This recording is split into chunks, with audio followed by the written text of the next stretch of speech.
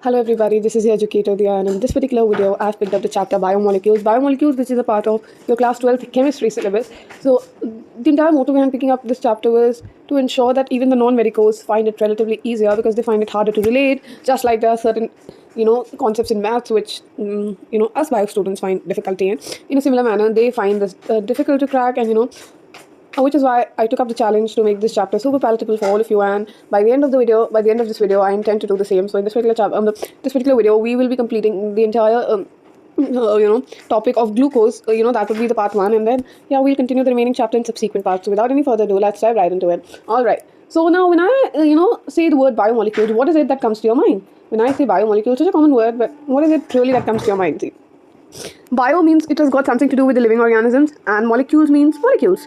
Molecules are building blocks of matter. Atoms and molecules are the building blocks of matter. They make anything what it is today. Okay, so biomolecules means the living molecules. So molecules which make up the living organisms, right? So biomolecules, if I were to define it, simply put, it's nothing but naturally occurring organic compounds which are present as essential constituents in most of the organisms in different cells. So they are present as essential constituents in the organism in different cells. They are essential constituents of the organism. They're very important components of us, and they're present in different cells of our body.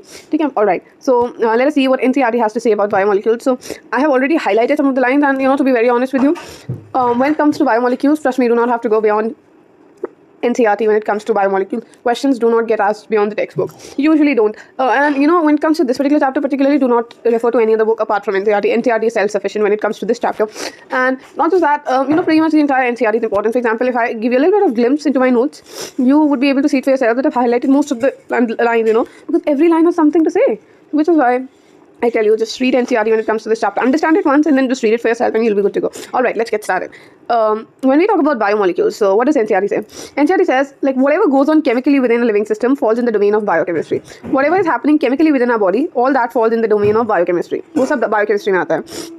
Living systems are made up of various complex biomolecules. मैंने बताया जैसे all the living systems, all of us were made up of very complex biomolecules जैसे कि carbohydrates, proteins, nucleic acids, lipids. But what exactly are biomolecules? ये है naturally occurring organic. ये सारे naturally occurring है, naturally present. It's not like man-made. Well, of course now it can be man-made now. ठीक है? But actually में क्या है? They're naturally occurring in our body, and they're present as essential, very necessary constituents of our.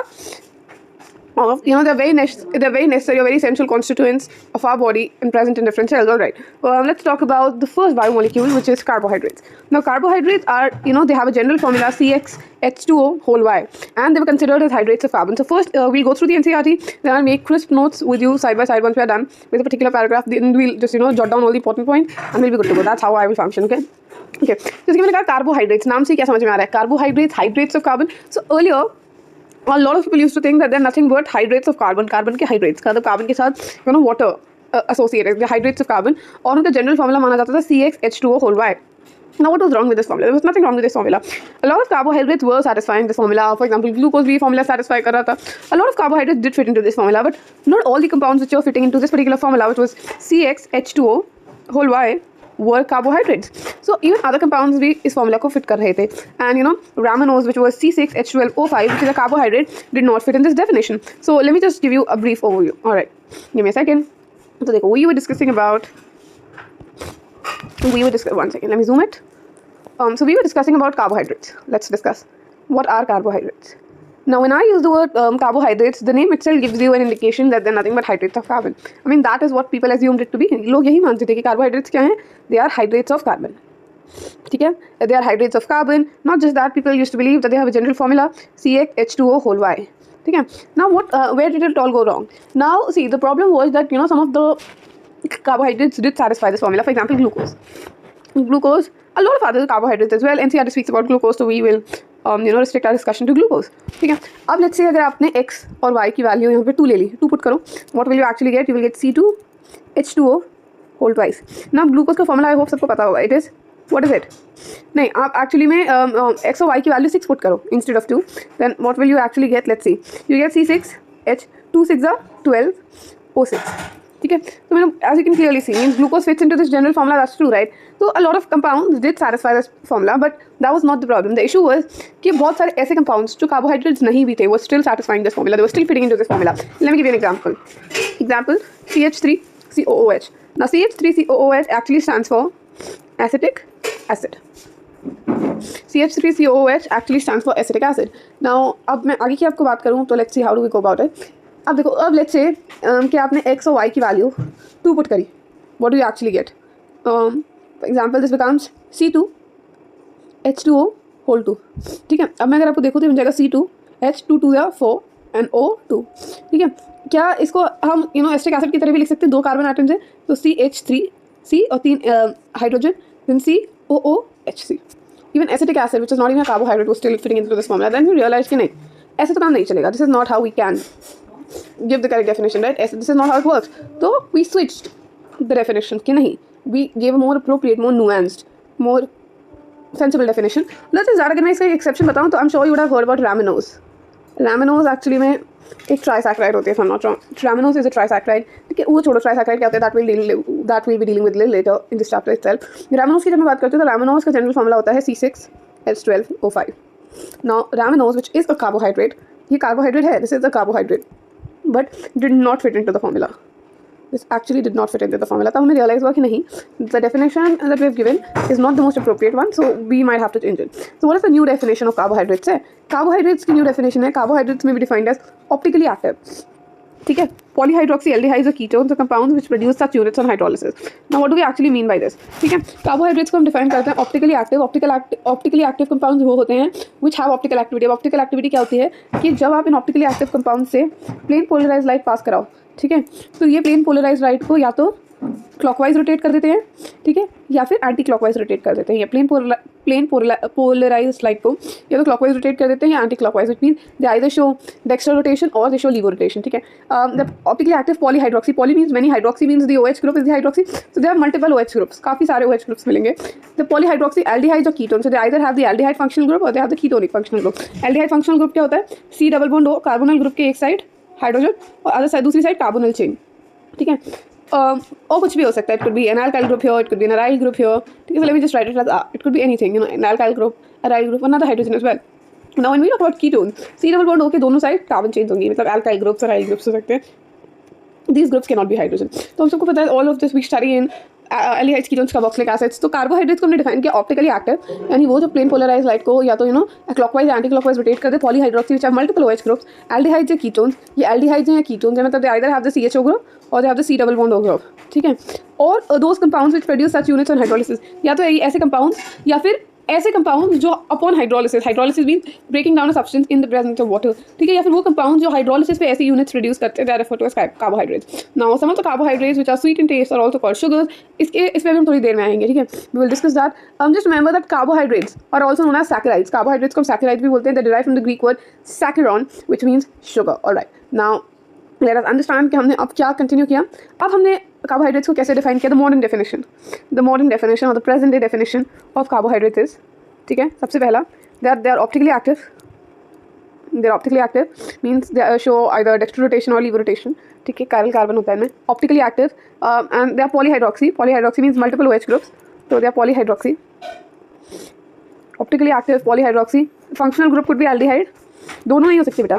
Functional group या तो aldehyde हो सकता है या तो कीटोन हो सकता है. ऑप्टिकली एक्टिव पॉलीहाइड्रोक्सी, एल्डिहाइड और कीटोन, या फिर वो कंपाउंड्स, ठीक है, विच अपॉन हाइड्रोलिसिस, जिनका जब हाइड्रोलिसिस करोगे they will produce such units, तो ऐसी यूनिट्स प्रोड्यूस करें. ठीक है, उसके बाद हमने पढ़ा कि कार्बोहाइड्रेट वर्ड जो आया है, the carbohydrate is also refer to as saccharides. Carbohydrates को हम सैकराइड्स भी बोलते हैं.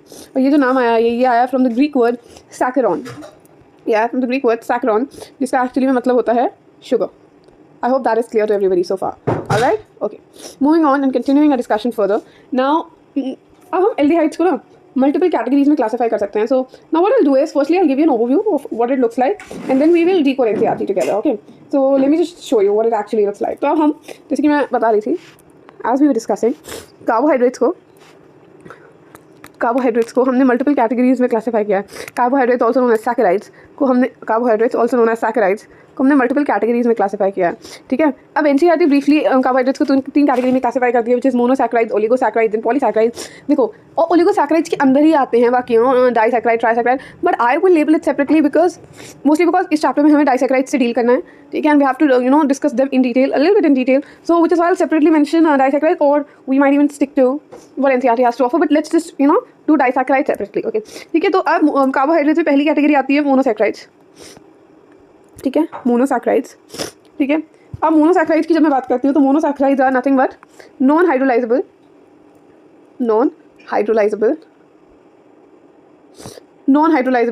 कंपाउंड्स और द सिंपलेस्ट यूनिट्स और the simplest units of carbohydrates, मतलब इससे simpler they the simplest units, ठीक है, इससे ज़्यादा सिंपलर आपको मिल ही नहीं सकती है, ठीक है। तो they are the non hydrolysable compounds और they are the simplest units, ठीक है, which they can not be hydrolyse further, और ज़्यादा इससे ज़्यादा सिंपल यूनिट्स में you can not break them down, ठीक है। इसका examples there could be multiple examples when it comes to monosaccharides, it could be glucose, it could be fructose, it could be galactose, etc, etc, ठीक है, that is monosaccharides, okay।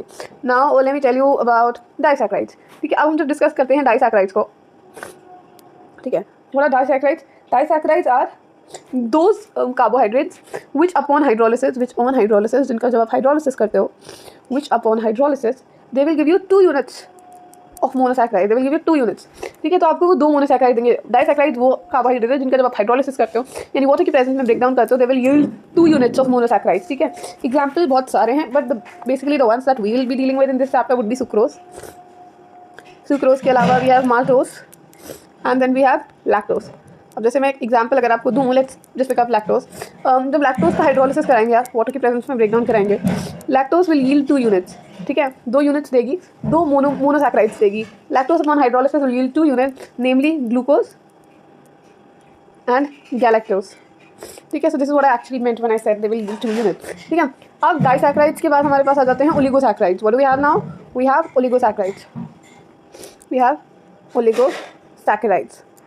ओलिगोसैकराइड्स वो carbohydrate हैं which upon hydrolysis will yield 2 to 10 units, 2 से लेकर 10 तक, which is why I told you that even disaccharides to fall in the category of oligosaccharides, but I am specifying it separately because we have to deal with disaccharides in this chapter, इसलिए मैंने इसको अलग से mention किया है, but they all fall under ओलिगोसैकराइड्स वो carbohydrate है जिनका जब आप हाइड्रोलिसिस करोगे तो वो 2 से 10 के बीच में मोनोसैकराइड यूनिट्स देंगी, ठीक है। तो एक एग्जाम्पल्स तो हो गए डाइसैकराइड के, ओलिगोसैकराइड के अंदर ही आ जाती हैं वो, ठीक है। एक एग्जाम्पल और हो गया रैफिनोज का, not ramanose guys, this is raffinose, ठीक है, do not confuse it, okay। Initially I thought like ramanose, I think so maybe during the initial part of the video did I say that ramanose is a trisaccharide? I'm sorry, it's just a slip of tongue, it's raffinose and not ramanose।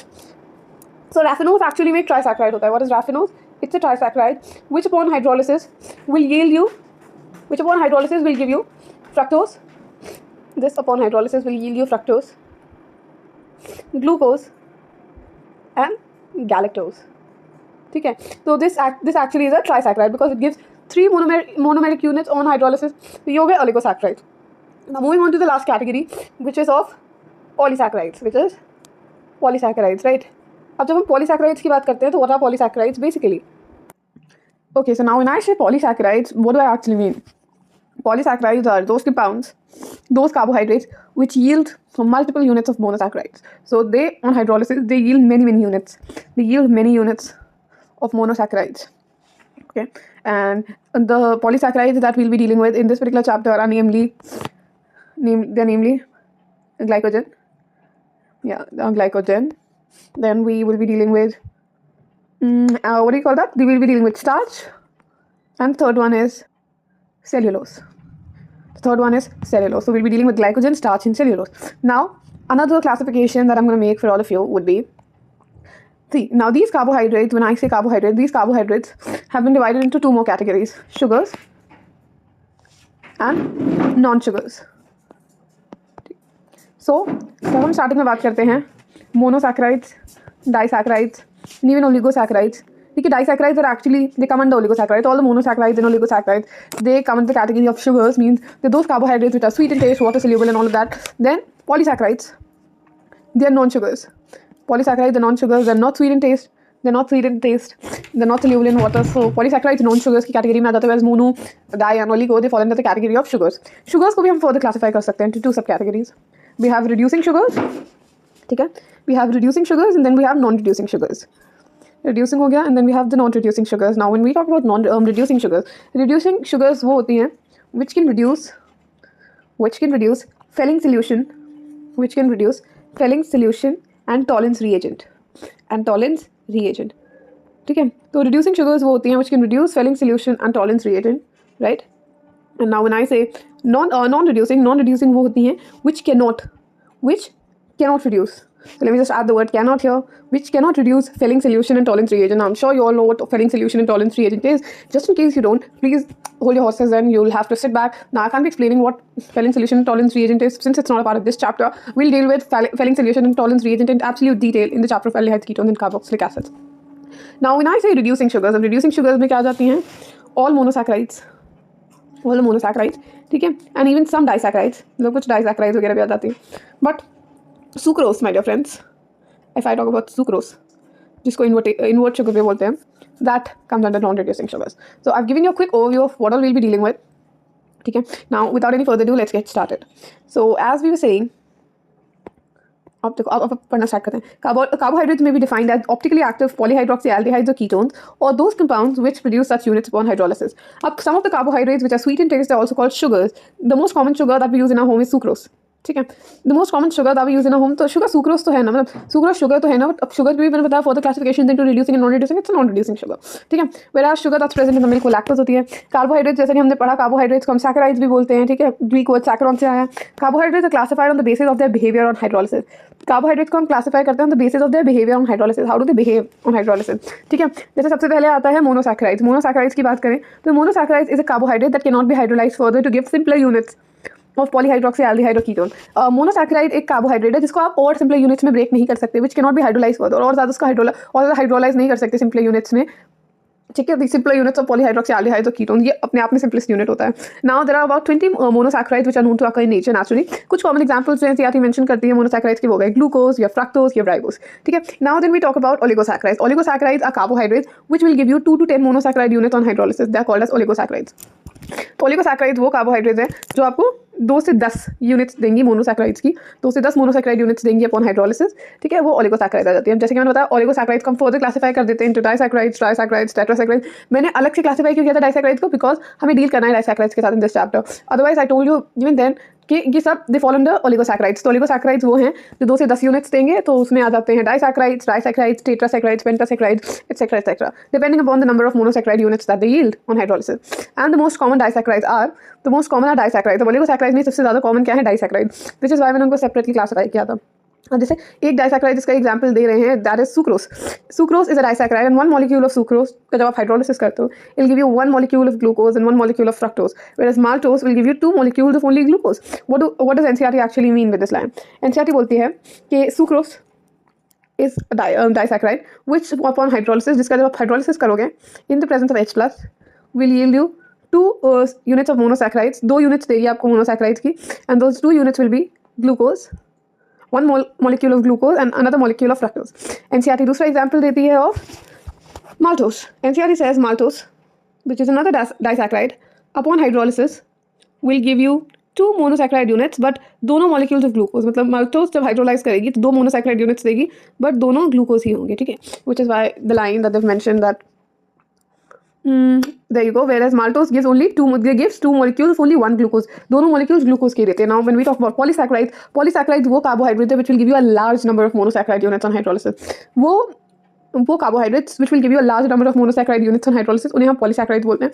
कुछ common examples हो गए starch, cellulose, glycogen, gums, etc. So if you want you can remember the example. They might ask you in the exam, choose the odd one out. They usually don't. देखो starch, cellulose और glycogen के बारे में तो हमें already in detail पढ़ना है. Just remember one more, which is gum. ठीक है, as I said, monosaccharides or oligosaccharides, they come under sugars. ये sugars हैं. Whereas polysaccharides, if I talk about, they are not sweet in taste, and hence they are also called as non-sugars. ये non-sugars हैं. ठीक है, अब जो mono और oligosaccharides को मैंने classify किया था as sugars. Now these carbohydrates, which are they may be either reducing sugar or non-reducing sugar. When I say reducing sugar, वो सारी carbohydrates which reduce Fehling solution, जो reduce कर देती है Fehling solution को या Tollens reagent को, they are referred to as reducing sugars. Otherwise, all these monosaccharides, ठीक है, which cannot reduce the Tollens solution or the Fehling solution, they come into the category of non reducing sugars. अब याद रखिएगा, जितनी भी monosaccharides है, जैसे कि मैंने आपको बताया था, जितनी भी मोनोसैक्राइड्स है, चाहे वो एल्डोसिस हो चाहे कीटोसिस हो, they're all reducing sugars. Now what do we mean by aldosis and ketosis? Aldose means which have the aldehyde functional group, and ketose means which have the ketone functional group. तो सारी monosaccharides, चाहे एल्डोस हो चाहे ketose हो, सब क्या है, reducing sugars है, ठीक है। Now let me talk about monosaccharides. Monosaccharides को हमने further classify किया on the basis of number of carbon atoms that are present. ठीक है, कितने number of carbon atoms हैं, कौन सा functional group present है, उस basis पे हमने monosaccharides को classify किया। जैसे कि देखो, पहले भी general classification करते हैं, ठीक है। मान लो monosaccharide में simplest monosaccharide should have at least three carbons, ठीक है। मतलब the component should have at least 3 carbon atoms, ठीक है। 3 carbon atoms से कम काम नहीं चलता, ठीक है। सो अब कार्बन एटम्स की बात करूँ तो अगर मानिए आपके कार्बोहाइड्रेट में 3 कार्बन एटम्स हैं तो हम उसको बोलेंगे ट्रायोस, ठीक है।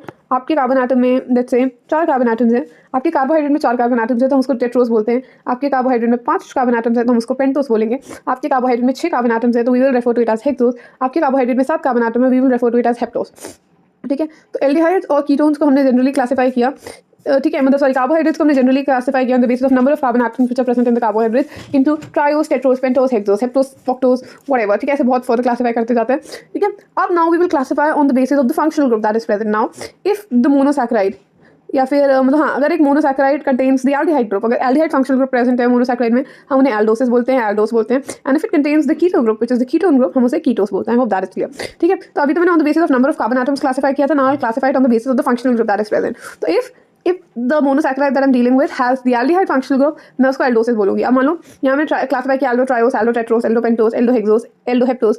अब इसका मतलब क्या हुआ, इसका मतलब यहाँ पे देखिए एल्डो ट्रायोस का मतलब इट हैज़ 3 कार्बन एटम्स और 3 कार्बन एटम्स में से एक तो फंक्शनल ग्रुप की कार्बन है, ठीक है। And aldo means that it has the aldehyde functional group, तो this monosaccharide has the aldehyde functional group and total 3 carbon atoms.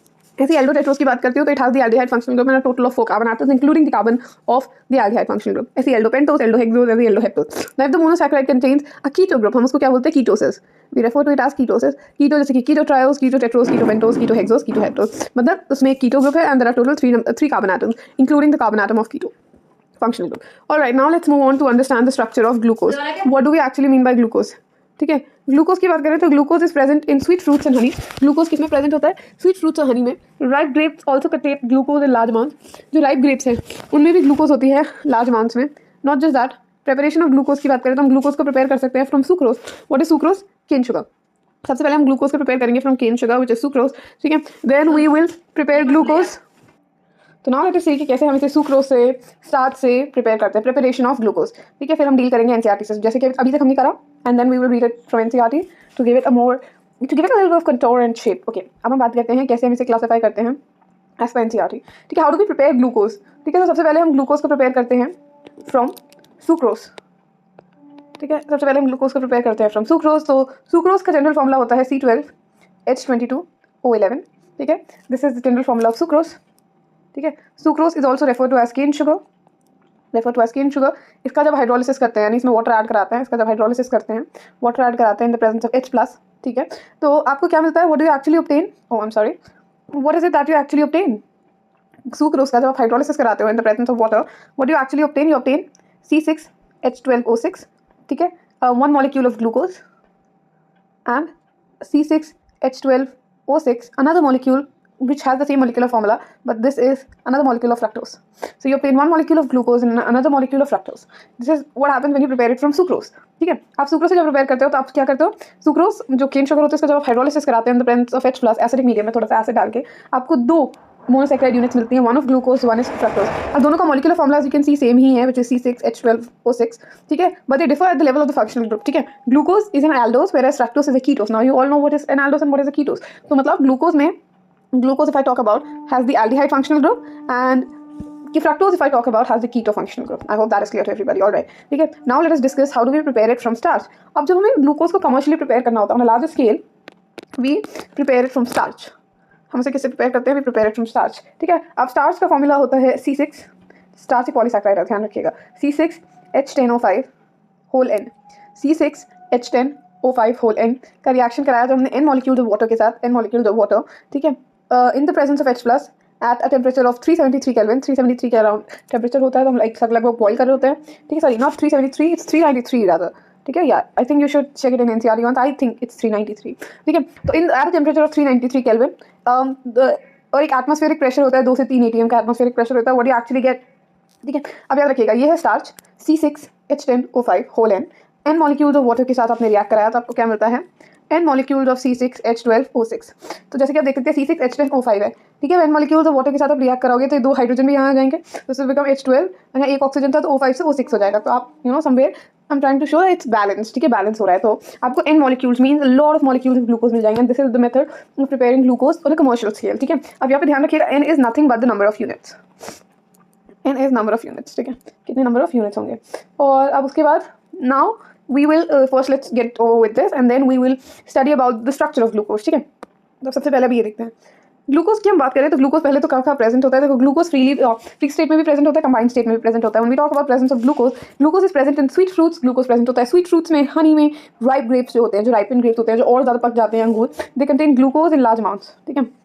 Glucose किस में प्रेजेंट होता है, ग्लूकोज प्रेजेंट होता है स्वीट फ्रूट्स में, ग्लूकोज प्रेजेंट होता है हनी में, और जो राइप ग्रेप्स होते हैं, जो अंगूर और पक जाते हैं, आप देखते हो और मीठे हो जाते हैं, right, they rather sweeter as compare to the fresh grapes, right. तो दो ripen grapes they contain glucose in larger amount, उसमें ग्लूकोज और ज़्यादा मात्रा में प्रेजेंट होता है। Now let's talk about the methods of preparation of glucose. जैसे कि मैंने बताया सुक्रोज से प्रिपेयर कर सकते हो, sucrose is nothing but cane sugar. यहाँ पे आप क्या कर सकते हैं, if sucrose is boiled with dilute HCl और H2SO4 in alcoholic solution, glucose and fructose are obtained in equal amounts. अगर सुक्रोज को आप बॉइल कराते हो, मैंने जैसे कि बोला था बॉइल कराते हो मीन इसका हाइड्रोलिसिस करते हो, बॉइल कराते हो मतलब रिएक्शन कराते हो किसका, सुक्रोज का, which is C6H12, sorry it's not C6, sucrose is C12H22O11। Sucrose का आप रिएक्शन कराते हो वाटर के साथ, बॉइल कराते हो वाटर के साथ in the presence of H+ is what I said. अभी H+ कहाँ से आ रहा है, फ्रॉम डाइल्यूट HCl और फ्रॉम H2SO4, ठीक है। H+ के साथ रिएक्शन कराते हो तो आपको ग्लूकोज और फ्रक्टोज मिलते हैं इक्वल अमाउंट्स में, ठीक है। एनसीईआरटी आई गेस रिएक्शन भी मेंशन करती है, so let us go through the reaction. देखो C12H22O11 का रिएक्शन जब हमने वाटर के साथ कराया in the presence of H+, आपको मिलता है 1 molecule of glucose and 1 molecule of fructose. I hope that is clear. अब now let's talk about how do we prepare it from starch. अब स्टार्च से हम कमर्शियली प्रिपेयर करते हैं। Commercially glucose is obtained by hydrolysis of starch by boiling it with dilute H2SO4 at temperature of 390 kelvin, 393 kelvin, I was right in the second time, ठीक है, under pressure के under. तो हम क्या करते हैं, हम लेते हैं स्टार्च, ग्लूकोज को ऑब्टेन करते हैं हाइड्रोलिसिस ऑफ स्टार्च से बाय बॉइलिंग स्टार्च, ठीक है। बॉइलिंग स्टार्च मीन्स आप रिएक्शन करा रहे हो पानी के साथ, हीट कर रहे हो पानी को, एंड या you also do it in the presence of H+, जिसके मैंने बताया था। वो H+ कहाँ से आएगी, from dilute H2SO4 at temperature of 393 kelvin, और कुछ प्रेशर होना चाहिए, कितना प्रेशर है वो 2 से 3 atm का। तो C6 जैसे कि मैंने आपको बताया था C6H10O5 whole N which is nothing but starch का जब आप हाइड्रोलिसिस कराते हो, रिएक्शन कराते हो वाटर के साथ, ठीक है, इन मॉलिक्यूल्स ऑफ वाटर के साथ, N number of molecules of water के साथ, in the presence of H+ and at a temperature of 393 kelvin और a pressure of 2 to 3 atm, what you actually end up obtaining is N molecule of C6H12O6, N molecules of glucose, ठीक है। अब मैं बात करती हूँ structure of glucose की, ठीक है। स्ट्रक्चर ऑफ ग्लूकोज की बात करूँ तो हम सबको बताया, देखो glucose is N aldohexose, glucose एक एल्डोहेक्सोज है। एल्डोहेक्सोज जैसे कि मैंने आपको बताया, Aldo means it has an aldehyde functional group and hexose means it has a total of 6 carbon atoms including the carbon of the aldehyde functional group, ठीक है। तो एल्डोहेक्सोज है मतलब एल्डिहाइड फंक्शनल ग्रुप है, 6 कार्बन एटम्स है। Glucose को हम dextrose भी बोलते हैं। ग्लूकोज को हम डेक्सट्रोज क्यों बोलते हैं, बिकॉज ये इसका डेक्स्ट्रो रोटेटरी नेचर होता है, व्हिच मीन्स ये प्लेन पोलराइज्ड लाइट को क्लॉकवाइज डायरेक्शन में रोटेट कर देता है, प्लेन पोलराइज्ड लाइट को क्लॉकवाइज रोटेट कर देता है, which is why it is referred to as dextrose, because ये डेक्स्ट्रो रोटेटरी नेचर का होता है। Now glucose is the monomer of many large carbohydrate, जैसे कि अभी हमने एक एग्जांपल स्टार्च का देख ही लिया, ठीक है। स्टार्च पॉलीमर है, और स्टार्च ये जो पॉलीमर है किससे बना है, छोटी छोटी n number of units of glucose. तो ग्लूकोज क्या हो गया, मोनोमर हो गया, ठीक है। सिर्फ स्टार्च ही नहीं, कई सारी ऐसी पॉलीसैकेराइड्स है जब आप पढ़ेंगे, जैसे कि मतलब lot of them, right, glycogen हो गया, सेलुलोज वगैरह हो गया, इन सब की monomeric unit somewhere is starch, इन सब की monomeric unit is somewhere glucose. तो glucose is the monomer of many large carbohydrate, जैसे कि स्टार्च हो गया, सेलुलोज हो गया, I was saying. Not just that, it's probably the most abundant organic compound on earth, सबसे ज़्यादा पाया जाने वाला ऑर्गेनिक कंपाउंड है अर्थ पे, ठीक है। अब हम बात करेंगे स्ट्रक्चरल एविडेंसेस की, ठीक है, then we will go through all this data of NCERT. सबसे पहले मैं आपको अपने स्टाइल में समझाऊंगी, let me explain it to you in my language, I hope, and then when you read NCERT it's you get to understand it even better because it's written in a very sequential manner. It's a great book, honestly. Okay, now when we talk about structure, कि हमें glucose का structure कैसे पता चला, तो we'll talk about the evidences that led us to discover the current structure that we have of glucose. अब क्या क्या एविडेंसेस मिले, देखो सबसे पहले हमने क्या किया, ग्लूकोज का अपना फॉर्मूला और वेट कैसे पता किया, using a technique which is refer to as mass spectrometry, using a technique refer to as mass spectrometry, using this particular technique of mass spectrometry हमने ग्लूकोज का फॉर्मूला और ग्लूकोज का मास या weight, whatever you want to call it, glucose का molecular formula और mass determine किया using this technique of mass spectrometry, जिसमें formula came out to be C6H12O6 और मास कितना आया 180 एटॉमिक यूनिट्स, ठीक है, 180 U आया मास, ठीक है। अब हम बात करते हैं कि हमें स्ट्रक्चर कैसे पता चला, तो स्ट्रक्चर के लिए क्या क्या एविडेंसेस है, let's just go through them as well. Okay तो जब हम स्ट्रक्चर के एविडेंसेस की बात करते हैं तो सबसे पहले हमने क्या किया ना, सबसे पहले हमने ग्लूकोज का, मैं आपको ग्लूकोज का कभी कंडेंस स्ट्रक्चर दूंगी, ठीक है, in order for you to be able to solve these equations, ठीक है, फिर मैं आपको बताऊंगी कि वो स्ट्रक्चर कैसे आया, how did we derive it, how did we go about it. तो नाउ जस्ट रिमेंबर दैट, अभी जस्ट मान लो थोड़े टाइम के लिए, for the next couple of minutes, that this is the structure, ठीक है, then I will tell you how did we derive the structure and all of that. Do not worry, you will not have to mug up anything in my class, I will give you a logical explanation behind everything that I can write, ठीक है। अब देखो glucose का letter से structure है CHO, एक minute, CHOH whole 4 condensed structure है, ठीक है, CHOH whole 4 and then we have CH2OH, ठीक है। अब ये ग्लूकोज का स्ट्रक्चर है। अब मान लो आपने ग्लूकोज को हीट किया in the presence of HI which is hydrogen iodide, ठीक है, हाइड्रोजन आयोडाइड के प्रेजेंस में आपने हीट किया तो आपको यहाँ से मिलता है N hexane. What do actually get, you get N hexane. N hexane मतलब नॉर्मल हेक्सेन, मतलब हेक्सेन मतलब 6 कार्बन आटम जो स्ट्रेट लाइन में प्रेजेंट है, ठीक है, इस मतलब 6 carbon atoms which are present in a straight line. तो N-हेक्सेन कैसे दिखता है, N-हेक्सेन looks like CH3 CH2 CH2 CH2 CH2 और लास्ट में आ जाएगा CH3, ठीक है, लास्ट में क्या आ जाएगा CH3, right. So CH3 CH2 CH2 CH2 CH2 CH3, this is what the structure of N hexane looks like. That is clear to everybody, ठीक है। इससे हमें क्या पता चला, इस पर्टिकुलर रिएक्शन से हमें पता चला कि जो 6 के 6 मॉलिक्यूल्स हैं ग्लूकोज में, they are all arranged in a straight line, सब वन आफ्टर द अदर, मतलब कोई क्लोज रिंग में प्रेजेंट नहीं है, ठीक है, they are one after the other, एक स्ट्रेट लाइन में प्रेजेंट है, 1 2 3 4 5 6, तो ग्लूकोज में 6 के 6 कार्बन आटम्स एक स्ट्रेट लाइन में प्रेजेंट है, ठीक है। फिर आता है हमारे पास सेकंड स्ट्रक्चर, मतलब सेकंड एविडेंस जो कहता है, let's again take the structure of glucose, CHOH whole 4 and then we have CH2OH, CHOH whole 4 and CH2OH, ठीक है, ये है ग्लूकोज अगेन। अब इस बार हम ग्लूकोज का रिएक्शन करा रहे हैं हाइड्रोक्सिलामीन, इस बार ग्लूकोज का हम रिएक्शन करा रहे हैं हाइड्रोक्सिलामीन के साथ। अब जब हम ग्लूकोज का रिएक्शन कराते हैं हाइड्रोक्सिल हम सबको पता है OH अमीन इज NH2, तो हाइड्रोक्सिलामीन हो जाता है NH2OH, हाइड्रोक्सिल अमीन के साथ रिएक्शन करा रहे हैं, हाइड्रोक्सिलामीन के साथ रिएक्शन करा रहे हैं, तो लेट अस सी के क्या होता है। अब ये CHO को मैं एल्डिहाइड को थोड़ा ऐसे एक्सपैंड करके ऐसे भी तो लिख सकती हूँ, C+OH, right, I hope nobody has a confusion there, right, ठीक है। अब मैं इसका रिएक्शन कराती हूँ किसके साथ, NH2 के साथ, तो मैं NH2 को ऐसे लिख रही हूँ, H2 ऐसे उल्टा लिख रही हूँ ताकि मैं आपको रिएक्शन और अच्छे तरीके से समझा पाऊँ, NH2OH, I hope that is clear. अब मैं ऐसे क्या करूँगी ना, यहाँ से मैं कुछ एलिमिनेट करूँगी and you will see for yourself what is that. देखो इसको इक्वल लेवल पे ले आओ। अब मैं यहाँ से कुछ एलिमिनेट करती हूँ so that it helps you understand the concept better in a more fun manner. अब देखो यहाँ पे हाइड्रोजन है, as we all can see, ये हाइड्रोजन है, ठीक है, ये ऑक्सीजन है। अब मैं इधर से वाटर एलिमिनेट करती हूँ, H2O, as you can clearly see, यहाँ से मैं वाटर एलिमिनेट करती हूँ, -H2, वाटर एलिमिनेट हो गया। तो अब लेट अस सी कि अब जो हमें नया कंपाउंड मिलेगा वो क्या है। जो नया कंपाउंड मिला वो होगा, I am writing it down here, ठीक है, HC, डबल बॉन्ड तो ऐसे ही रहेगा, और ये OH2 यानी H2O की फॉर्म में वाटर एलिमिनेट हो गया, डबल बॉन्ड के बाद सीधा क्या आ जाएगा NOH, और नीचे के स्ट्रक्चर में तो ऐसा कोई चीज़ नहीं है, तो एज इट इज रहेगा CHOH4 and CH2OH, I hope that is clear. So we have HC double bond NOH CHOH whole 4 and then we have CH2OH, ठीक है। ये जो हमें स्ट्रक्चर मिला ग्लूकोज का रिएक्शन जो हमने हाइड्रोक्सिलामीन के साथ करा है, and the structure that we end up obtaining, this structure my dear friends is the structure of oxime, इसको हम बोलते हैं ऑक्साइन, ठीक है। I hope that is clear. अब इस पर्टिकुलर स्ट्रक्चर से क्या पता चला, इस पर्टिकुलर स्ट्रक्चर से हमें ग्लूकोज के बारे में क्या नई एडिशनल डिटेल मिली। इस पर्टिकुलर स्ट्रक्चर से हमें पता चला कि जो the presence of carbonyl group, हमारे पास क्या ग्रुप है, कार्बोनिल ग्रुप प्रेजेंट है, ठीक है। तभी तो H2O के फॉर्म में वाटर एलिमिनेट हो गया, तो C डबल बॉन्ड आया, तो हमें पता चला कि जैसे कार्बोनिल ग्रुप, ठीक है ना, कार्बोनिल ग्रुप डेफिनेटली प्रेजेंट है।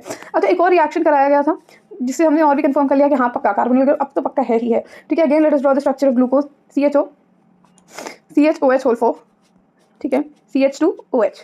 अगेन मैं एल्डिहाइड के स्ट्रक्चर को थोड़ा सा एक्सपैंड करके लिखूंगी, ठीक है, C डबल बॉन्ड OH, ठीक है। अब हम इसका रिएक्शन कराएंगे हाइड्रोजन साइनाइड के साथ, HCN which is nothing but hydrogen cyanide. अब मैं इसका रिएक्शन करा रही हूँ हाइड्रोजन साइनाइड के साथ विच इज H+CN-, ठीक है। और जो हमें कंपाउंड एक्चुअली में मिलेगा नीचे बना देती हूँ, लेट अस सी क्या होगा, कैसे होगा, how do we go about it.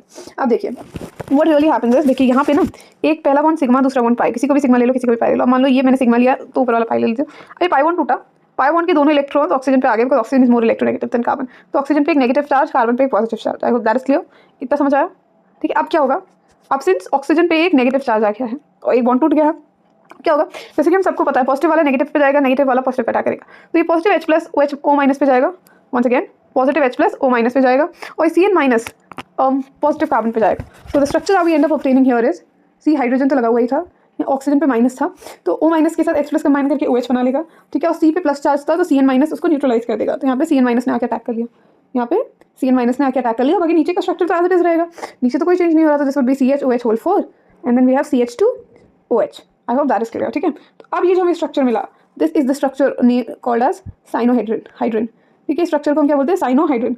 अच्छा, क्या काम होता है स्ट्रक्चर का, टू डिटेक्ट द प्रेजेंस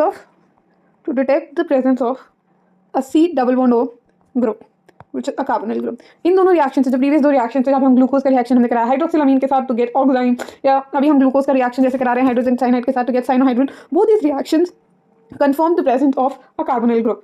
ये एक कार्बोनिल ग्रुप होता है ग्लूकोज में, ठीक है। अब वो कार्बोनिल ग्रुप एल्डिहाइड होता है, कीटोन होता है, we are still unsure of that. करते जा रहे हैं ना, अब तो पता है हमें, back then we were unsure, तब लेट्स सी अब के कंक्लूजन पे पहुंच रहे हैं, ठीक है। अब नेक्स्ट, अब उनने क्या किया, अब उन्हें 1 सेकेंड, अब उनने ग्लूकोज का रिएक्शन, ग्लूकोज लिखते पहले CHOH whole 4 and CH2OH whole 4, ठीक है, एंड CH2OH का जब उन्हें रिएक्शन कराया ब्रोमीन वाटर के साथ, किसके साथ, ब्रोमीन वाटर के साथ। What is bromine water, bromine water is nothing but a mild oxidising agent, एक बहुत माइल्ड ऑक्सीडाइजिंग एजेंट होता है। तो जब हमने ग्लूकोज का हमने रिएक्शन कराया ब्रोमीन वाटर के साथ, which is nothing but a mild oxidising agent, ये जो कार्बोनिल फंक्शनल ग्रुप था, अभी तो हमें पता है कि CHO है ये, मान लो यहाँ पे भी सपोज करें, सपोज आप एक्सपेरिमेंट कंडक्ट कर रहे हो, ठीक है, तो जब हमने एक माइल्ड ऑक्सीडाइजिंग एजेंट के साथ रिएक्ट कराया, तो ये जो कार्बोनिल फंक्शनल ग्रुप था, this got converted to carboxylic acid COOH, ठीक है। बाकी नीचे का तो एसिड रहा CHOH होल 4 और नीचे वाला था CH2OH, ठीक है। ऊपर वाला एल्डिहाइड जो था, सॉरी एल्डिहाइड नहीं, अभी तो हमें नहीं बताना कि एल्डिहाइड है कीटोन। ऊपर वाला जो कार्बोनिल फंक्शनल ग्रुप था, जब हमने ब्रोमीन वाटर जो कि एक माइल्ड ऑक्सीडाइजिंग एजेंट उसके साथ रिएक्ट कराया, तो ये जो फंक्शनल ग्रुप था carbonyl functional group, this got converted to carboxylic acid. इससे क्या पता चला, this led to the conclusion that the carbonyl group that is present in glucose is nothing but an aldehyde group, ठीक है। इससे पता चला जो कार्बोनिल ग्रुप प्रेजेंट है ग्लूकोज में, the carbonyl group that is present in glucose is an aldehyde functional group. जो carbonyl group present है, ठीक है, it's an aldehyde functional group. क्या है, एक एल्डिहाइड फंक्शनल ग्रुप है। कैसे पता चला, आप बोलेंगे मैम इससे कैसे पता चल रहा है कि एल्डिहाइड फंक्शनल ग्रुप है। देखो, जैसे कि हम सबने एल्डिहाइड कीटोन तो कार्बोक्सिलिक एसिड में पढ़ा है कि aldehydes are more prone to oxidation, ठीक है, they easily get oxidised to carboxylic acid. Aldehydes easily oxidise हो जाते हैं टू कार्बोक्सिलिक एसिड, वे ketones do not easily get oxidised to carboxylic acid. Ketones को एक स्ट्रॉन्ग ऑक्सीडाइजिंग एजेंट चाहिए होता है, एक स्ट्रॉन्ग ऑक्सीडाइजिंग एजेंट भी नहीं कर पाता, ठीक है। कीटोन को बहुत विगरस कंडीशंस चाहिए होती हैं to get oxidised to carboxylic acid. तो बिकॉज ये इजीली माइल्ड ऑक्सीडाइजिंग एजेंट की प्रेजेंस में ऑक्सीडाइज हो गया, तो हम समझ गए कि जो कार्बोनिल ग्रुप है it's an aldehyde functional group. Alright, ठीक है, मूविंग ऑन, ठीक है। तो इसे अभी हमने निकाल लिया कि कार्बोनिल ग्रुप एल्डिहाइड ग्रुप। अब देखो हम next reaction is CHO, glucose का हमने रिएक्ट करा, ग्लूकोज का रिएक्शन अब हम करा रहे हैं एसिटिक एनहाइड्राइड के साथ। तो CHOH whole 4 CHOH whole 4 CH2OH, glucose का रिएक्शन हमने कराया अब किसके साथ, एसिटिक एनहाइड्राइड के साथ। किसके साथ, एसिटिक एनहाइड्राइड के साथ। एसिटिक एनहाइड्राइड का फॉर्मूला होता है CH3CO whole twice C double bond. अभी फॉर्मूला कैसे आया मैं आपको अगर क्विकली बताऊं तो, हम सबको एसिटिक एसिड पता है CH3COOH, ठीक है। तो अब इस OOH को let me right it in a different manner, CH3C double bond OH, ठीक है। एक और मॉलिक्यूल ले लो, ठीक है, एक और मॉलिक्यूल लिया, this would B CH3C double bond OH। अब क्या करेंगे, यहाँ से एक वाटर मॉलिक्यूल रिमूव कर दो, H और OH की फॉर्म में, H और OH की फॉर्म में। ये वाटर एलिमिनेट हो गया, 1 सेकेंड, ये वाटर मॉलिक्यूल एलिमिनेट हो गया, राइट। अब क्या बचा हमारे पास, फिर जस्ट लेफ्ट विद 1 ऑक्सीजन। अब हम क्या करेंगे, इस ऑक्सीजन को यहाँ से हटा के we will replace it from here और यहाँ पे ऐसे जॉइंट कर देंगे। This is the structure that we obtain, ठीक है। CH3CO और बाहर एक कॉमन ऑक्सीजन, तो CH3CO होल ट्वाइस, CH3CO 2 बार आ रहा है, CH3CO whole twice then O, ठीक है। ये होता है हमारा एसिटिक एनहाइड्राइड, ठीक है। एसिटिक एनहाइड्राइड से रिएक्ट कराया तो हमें क्या मिलेगा, अब जितनी भी OH है, ठीक है, they will be replace by acetate ion, ठीक है। मैं अगर इसका स्ट्रक्चर नीचे बनाऊँ तो यहाँ पे जो CH है, CHO है, देन ये CHOH होल 4। अब ये OH की जगह क्या आ जाएगा, OH की जगह यहाँ पे आ जाएगा हमारे पास एसिटेट आयन। एसिटेट आयन होता है CH3COO माइनस, ठीक है। CH3COOH क्या होता है, एसिटिक एसिड, इसमें से H प्लस चला गया तो हमारे पास ये जो बचता है CH3COO minus, this is the acetate ion, ठीक है। अब OH की जगह क्या आ जाएगा, ये एसिटेट आयन जो कि होती है CH3COO माइनस। तो इसको हम कैसे लिखेंगे, CH3CHOC double bond O CH3, तो ठीक है, CH3 तो ये हो गया ना CH3COO, ठीक है, ऐसे समझ गए, ठीक है। तो अब यहाँ पे टोटल कितने आ गए, 4, बिकॉज 4 OH थे और लास्ट में जो OH ग्रुप है वो भी रिप्लेस हो जाएगा ऐसे ही, उसकी जगह भी CH2OH, यहाँ पे OH है, OH की जगह क्या आ जाएगा यहाँ पर हमारे पास एसिटेट आयन, ठीक है। OH की जगह एसिटेट आयन आ जाएगा और एसिटेट आयन क्या होता है CH3C double bond O CH3COO। I hope that is clear, ठीक है। तो हमारे पास क्या आ गए, this structure that we are obtaining here, this structure is referred to as pentaacetate. इसको हम क्या बोलते हैं, we refer to it as the pentaacetate. Now this pentaacetate, ठीक है, पेंटाएसिटेट है ना, 5 बार एसिटेट आया आ रहा है, 4 बार यहाँ, 1 बार यहाँ। इससे हमें क्या कंफर्म होता है, this confirms the presence of, 1 second, this actually confirms the presence of, ये हमें बताता है the presence of 5 OH groups, 5 OH groups के आपके पास 5 OH ग्रुप्स हैं, तो इससे वो कंफर्म हो जाता है। ऑफकोर्स ये 5 OH ग्रुप्स की जगह AOH को रिप्लेस करा है, तभी तो एसिटेट आयन आया है, तो OH को रिप्लेस करके एसिटेट आयन आ जाता है। I hope that is very clear everybody. Alright, moving on to the next question. ठीक है। नेक्स्ट हम बात करते हैं the sixth and the final evidence. ठीक है, जैसे हमें लास्ट की थोड़ी थोड़ी और चीज़ें पता चली। अब लेट अस से अब हम लेते हैं अगेन ग्लूकोज को, CHOH whole 4. I hope you are enjoying the class. I'm trying my best to explain it to you, explain all these topics in the simplest way possible, so even the non-medicos, they do, get some benefit out of it. तो CHO हम next हो गया CHOH whole 4 और CH2OH। I hope by now आपको structure तो somewhere याद हो गया होगा। ठीक है, अब क्या करते हैं, अब हम इसका ऑक्सीडेशन कराते हैं in the presence of a strong oxidising agent. अभी हमने एक माइल्ड ऑक्सीडाइजिंग एजेंट लिया, ब्रोमीन वाटर। ठीक है, अब हम इसका रिएक्शन, ग्लूकोज का रिएक्शन हम कराते हैं किसके साथ, ग्लूकोज का हम रिएक्शन कराते हैं in the presence of mild oxidising agent, sorry a strong oxidising agent. क्या करा रहे हैं हम ऑक्सीडेशन करा रहे हैं in the presence of a strong oxidising agent, जैसे कि dilute HNO3। Dilute HNO3 is dilute nitric acid. अब क्या होगा, तो माइल्ड ऑक्सीडाइजिंग की प्रेजेंस में एल्डिहाइड्स तो इजीली ऑक्सीडाइज हो जाते हैं टू कार्बोक्सिलिक एसिड, बट हम स्ट्रॉन्ग ले रहे हैं, we are taking this is a strong oxidising agent. Strong oxidising CHO will get oxidise to COOH, नीचे का स्ट्रक्चर CHOH होल 4 ऐसे ही रहेगा। ठीक है, एंड यहाँ पे ना ये जो CH2OH है, CH2OH even this will get oxidise to COOH। ठीक है, तो हमारे पास यहाँ पे मतलब यहाँ पे हमारे पास दो डाई कार्बोक्सिलिक एसिड आता है, दो कार्बोक्सिलिक ग्रुप्स होते हैं। ठीक है, इससे हमें क्या पता चल रहा है, CH2OH क्या है, प्राइमरी अल्कोहल है।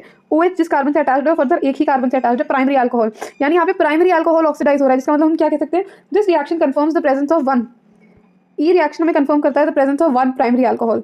आपके पास एक प्राइमरी अल्कोहल या प्राइमरी अल्कोहलिक या प्राइमरी OH ग्रुप है। ठीक है, क्योंकि देखो how do we go about it, हमारे पास प्राइमरी अल्कोहल्स होते हैं, primary alcohols will get oxidized to aldehydes and these aldehydes end up getting oxidized to carboxylic acids. This is how the cycle works, right? अब strong अब हमने mild oxidizing agent ले रहे थे तो aldehydes थे, कीटोन मतलब aldehydes were oxidizing to carboxylic acid, but अगर हमने एक strong oxidizing agent लिया तो alcohol directly carboxylic acid में convert हो जाते हैं। ठीक है, so what does this particular reaction confirm? This particular reaction confirm the presence of one OH group, एक primary alcoholic group की presence को confirm कर दिया। I hope that is clear। ठीक है, not just that, अभी जो हमने बनाया था, जब हमने ग्लूकोज को माइल्ड ऑक्सीडाइजिंग एजेंट यानी ब्रोमीन वाटर के साथ रिएक्ट कराया था, तो हमें जो मिला था वो दैट वाज ग्लूकोनिक एसिड, यही तो मिला था। CHO got oxidised to COOH, then CHOH whole 4 plus CH2OH, यही तो मिला था। This was gluconic acid. ये क्या था, दिस वाज ग्लूकोनिक एसिड मिला था। अब इस ग्लूकोनिक एसिड का हमने क्या किया, ग्लूकोनिक एसिड को हमने ऑक्सीडाइज किया, फर्दर ऑक्सीडेशन किया in the presence of strong oxidising agent like dilute HNO3। तो द स्ट्रक्चर अभी आप एंड अप ऑब्टेनिंग इज, जो स्ट्रक्चर हमें मिला वो क्या था, यहाँ पे भी COOH और मतलब ये COOH तो COOH ही रहा, CHOH होल 4 CHOH होल 4 ही रहा। ठीक है, बस यहाँ पे जो CH2OH था, this got oxidise to COOH। ठीक है, इसने भी कंफर्म कर दिया the presence of a primary alcoholic group. ठीक है, और ये जो हमें कंपाउंड ऑब्टेन हुआ है, ये 2 COOH वाला di carboxylic acid, this is referred to as saccharic acid. अब जब आप अब NCERT पढ़ेंगे, NCERT will be super palatable for all of you, my promise। ठीक है, let's see now, let's go through NCERT। I tell you, you're gonna have an amazing time reading NCERT। I've decoded every single word from my end। ठीक है, अब देखते हैं structure पढ़ते हैं glucose का। तो मैंने क्या बोला अभी, for now just assume the structure of glucose to be CHOH whole 4 CH2OH। ठीक है, अब सबसे पहले its molecular formula was found to be C6H12O6 और molecular mass कितना था 180 U। ये कैसे हमने पता किया, using mass spectrometry। Prolong heating with HI, on prolong heating with HI, बहुत लंबे समय तक जब आप हीट करोगे HI के साथ, इट विल फॉर्म N-हेक्सेन, जैसे कि मैंने बताया। इससे हमें क्या पता चल रहा है, suggest that all 6 carbon atoms are linked to each other in a straight chain. ठीक है, ग्लूकोज CHOH। ठीक है, ये ग्लूकोज का जब हमने रिएक्शन करा HI के साथ, हीट किया HI के साथ, आपको क्या मिला, N-हेक्सेन। ठीक है, जो ये बताता है कि all the 6 carbon atoms are linked in a straight chain. Not just that, फिर हमने ग्लूकोज का रिएक्शन किसके साथ कराया था, हाइड्रोक्सिलामीन के साथ, वी गॉट ऑक्साइन। ये था ग्लूकोज का रिएक्शन हमने कराया था NH2OH के साथ। तो मैंने NH2OH को कैसे लिखा था, NH2OH। अभी H2O कंबाइन करके वाटर एलिमिनेट हो जाएगा, and what we actually get here is CH double bond NOH and the other remaining structure will remain as it is. ठीक है, तो ये जो हमें मिला, दिस इज ऑक्साइन। तो मैंने बताया था ना, ग्लूकोज रिएक्ट करेगा हाइड्रोक्सिलामीन के साथ टू फॉर्म ऑक्साइन। ठीक है, not just that, glucose react करेगा हाइड्रोजन साइनाइड के साथ H+CN- to actually form what, to form cyanohydrin. This confirms the presence of a carbonyl group. ये क्या कंफर्म करता है, the presence of a carbonyl group. This actually confirms the presence of a carbonyl group कि हाँ, aldehyde में जो एक कार्बोनिल ग्रुप तो है, यानी C डबल बॉन्ड O वाला ग्रुप तो है। अब वो एल्डिहाइड है, एक तरफ अगर H होगा, या वो कीटोन है, वी डोंट नो। अब जैसे एक्सपेरिमेंट आगे बढ़ते गए हमें पता चलता गया। अब हमने ग्लूकोज का रिएक्शन कराया, एक glucose on reaction with a mild oxidising agent like bromine water will get oxidised to 6 carbon carboxylic acid, 6 carboxylic acid नहीं, 6 कार्बन वाला carboxylic acid which is gluconic acid. ठीक है, ये रहा ग्लूकोज का जब हमने रिएक्शन कराया माइल्ड ऑक्सीडाइजिंग एजेंट जैसे कि ब्रोमीन वाटर के साथ, तो हमें क्या मिला, 6 कार्बन वाला, 6 कार्बन है ना, 1 या 4 और यहाँ 1 6। ठीक है, 6 कार्बन एटम वाला कार्बोक्सिलिक एसिड जिसका नाम है ग्लूकोनिक एसिड। ठीक है, यहाँ पे this carbonyl group got oxidised to COOH और हमने माइल्ड ऑक्सीडाइजिंग एजेंट लिया था। तो हमें पता है कि ketones are tough to oxidise further, they only get oxidised under vigorous conditions, तो इजीली कौन ऑक्सीडाइज हो जाता है? एल्डिहाइड्स। मतलब हमें क्या पता चल गया, this indicates that the carbonyl group which is present is an aldehyde group. Alright, ठीक है, फिर हमने क्या करा, एसिटाइलेशन कराया ग्लूकोज का। जब हमने एसिटाइलेशन कराया ग्लूकोज का एसिटिक एनहाइड्राइड के साथ, तो हमें क्या मिला? ग्लूकोज का पेंटाएसीटेट मिला। हमें क्या मिला? ग्लूकोज का पेंटाएसीटेट मिला। ये रहा ग्लूकोज का रिएक्शन जब हमने कराया था एसिटिक एनहाइड्राइड के साथ। तो एसिटिक एनहाइड्राइड का फॉर्मूला क्या होता है? Acetic anhydride is nothing but CH3CO whole twice O। ठीक है, ये होता है एसीटेट आयन का रिएक्शन जब हमने कराया किसके साथ? 1 सेकेंड, इसका रिएक्शन हमने कराया एसिटिक एनहाइड्राइड के साथ, तो हमें ये जो मिला दिस इज ग्लूकोज का पेंटाएसीटेट। तो ग्लूकोज से पेंटाएसीटेट से हमें क्या पता चल रहा है कि this confirms the presence of 5 OH group. इससे कंफर्म होती है प्रेजेंस 5 OH ग्रुप की। तभी तो ये देखो 4 यहाँ थे और 5वां यहाँ पे, 5 OH ग्रुप्स को किसने रिप्लेस कर दिया? एसीटेट आयन ने। किसने? एसीटेट आयन ने 5 OH ग्रुप्स को रिप्लेस कर दिया। तो हमें क्या पता चला? यहाँ पे 5 OH ग्रुप्स हैं, and since it exist as a stable compound and since this is a stable compound, तो हमें ये पता है कि 5 OH group should be attached to different carbons. अगर OH सेम कार्बन पर अटैच्ड होगा तो हम वो अनस्टेबल हो जाता है, right? But because glucose is a stable compound, हम कह सकते हैं कि all the 5 OH groups are also attached to different carbons. ठीक है, अलग अलग कार्बन से अटैच्ड है। लास्ट वाला जो भी हमने किया कि on oxidation with nitric acid, dilute nitric acid, ठीक है, on oxidation with nitric acid, glucose हो चाहे ग्लूकोनिक एसिड हो, they both yield a dicarboxylic acid जिसको हम सैक्रिक एसिड बोलते हैं। That is clear. ग्लूकोज का जब ऑक्सीडेशन करा with strong oxidising agent like dilute HNO3, ठीक है, that got oxidised to saccharic acid, dicarboxylic acid. ऐसे ग्लूकोनिक एसिड का जब हम ऑक्सीडेशन कराया हमने डाइल्यूट HNO3 अगेन, ठीक है, this got oxidised to saccharic acid. ये हो गया। अब हमें क्या पता चला? अब हमें पता चला कि ठीक है, अब now we done with the structure part of it. तो अब हम डिस्कस करेंगे the structure of glucose, right, the arrangement of glucose in space, जो स्ट्रक्चर देते हैं, and then we will decode NCERT. I hope so far so good, right? We've been able to decode every word and I've been able to make sense out of everything that I've said so far. ठीक है, अब हम पढ़ेंगे arrangement of glucose in space. ठीक है, how is glucose arranged in space. अब हम पढ़ेंगे arrangement of glucose in space, how is glucose arranged in space. और उसमें सबसे पहले हम पढ़ेंगे फिशर्स प्रोजेक्शन ऑफ ग्लूकोज। सबसे पहले इसके अंदर हम क्या पढ़ेंगे? फिशर, एक साइंटिस्ट थे फिशर ने कई सारे स्ट्रक्चर्स बनाए, कई सारे प्रोजेक्शंस दिए ग्लूकोज के, बट बहुत बाद में जाके एक स्ट्रक्चर था जो maximum properties, I think around 18 structures दिए थे, और आई गेस उनमें से एक ही स्ट्रक्चर था, मतलब अलग अलग स्ट्रक्चर्स अलग अलग प्रॉपर्टीज एक्सप्लेन कर रहे थे, बट एक स्ट्रक्चर जो maximum number of properties explain करा था वो था, which I will tell you in a while. ठीक है, अब चलो करते हैं फिशर्स प्रोजेक्शन ऑफ ग्लूकोज। ठीक है, let me just okay do I will need this, right? तो वाइट कलर ले लेते हैं, आई थिंक, या ओके, वी आर रेडी। देखो, सबसे पहले हमें पता है कि ग्लूकोज एक एल्डोहेक्सोस है। ग्लूकोज क्या है? एक एल्डोहेक्सोस है, यानी एक एल्डिहाइड फंक्शनल ग्रुप होना चाहिए, टोटल 6 कार्बन होने चाहिए। सबसे पहले हम क्या करेंगे? CHO, हमने एक एल्डिहाइड फंक्शनल ग्रुप दिखा दिया। उसके अलावा हम क्या करते हैं? 1 2 3 4। ठीक है, अब देखिए जैसे मैं बनाते जा रही हूँ, you will get to know it better. Functional group, एक फंक्शनल ग्रुप बना दिया। ठीक है, this is the first carbon, this is the second carbon, this is the third carbon, this is the fourth carbon, this is the fifth carbon, और यहाँ पे जो 6th carbon होगी यहाँ पे लिख देती हूँ मैं CH2OH। CH2OH आएगा। अब ग्लूकोज के स्ट्रक्चर बनाने के लिए याद रखिएगा, थर्ड कार्बन पे जो हाइड्रोजन होगा वो राइट हैंड साइड में होगा। थर्ड कार्बन पे जो हाइड्रोजन होगा वो राइट हैंड साइड में होगा। ठीक है, अब बाकी सब पे उल्टा कर दीजिए। ठीक है, वैसे थर्ड कार्बन पे हाइड्रोजन राइट हैंड साइड में होगा, बाकी सब में OH राइट हैंड साइड में होगा। OH राइट हैंड साइड में होगा, बिकॉज राइट हैंड साइड में OH है तो लेफ्ट हैंड साइड में क्या आ जाएगा? H। यहाँ OH है तो बस इस केस में OH आ जाएगा, वरना बाकी सब में H और H। This is how you draw the structure of glucose. Once again let me show this to all of you. और आपने बोला HOH, बिकॉज अभी हमने जो स्टार्टिंग में कंडेंस फॉर्मूला किया था वो क्या था? CHOH होल 4, यानी कार्बन के साथ एक हाइड्रोजन जुड़ा है, एक OH ग्रुप जुड़ा है, बट कौन सी डायरेक्शन में जुड़ा है? So we have H, we have CHOH। ठीक है, CHOH ही है, लेकिन कौन सी डायरेक्शन में, कौन से हैंड साइड पे हाइड्रोजन है, कौन सी पे OH है, वो हमें कैसे पता चलता है? वो हम सिर्फ थर्ड कार्बन को देख के आइडेंटिफाई कर लेते हैं, just at the place of third carbon हमें रियलाइज हो जाना चाहिए कि hydrogen is on the right hand side. I hope that is clear. मैं दोबारा बना के दिखाती हूँ, so that it registers better. I will make sure that you mug up nothing when you go from this class. Everything is understood, well understood. Okay, अब देखिए दोबारा करते हैं। एल्डोहेक्सोस है, हम सबको पता है, इट्स एन एल्डोहेक्सोस। ठीक है, देखिए CHO कार्बन एटम्स बनाते हैं 1 2 3 4। ठीक है, अब देखिए CHO हमने एल्डिहाइड फंक्शन ग्रुप बना दिया। मैंने क्या बताया आइडेंटिफिकेशन के लिए? पहले नंबरिंग कर लीजिए 1 2 3 4 5 6। ठीक है, मैंने बताया थर्ड कार्बन पे ध्यान रखिएगा, hydrogen will be on the right hand side, बाकी सब केस में उल्टा कर दो। यहाँ पे भी OH, यहाँ पे भी OH, यहाँ पे भी OH।